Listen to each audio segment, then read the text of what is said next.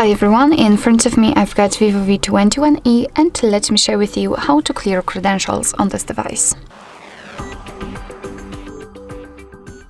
So first of all we have to enter the settings and then let's scroll in order to find the security.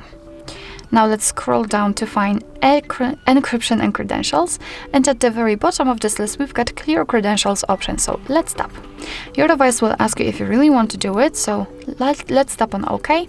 And as you can see, if we've got any kind of screen lock, your device will ask you to enter it to confirm this step. And as you can see, we've got the information that the credential storage has been erased successfully.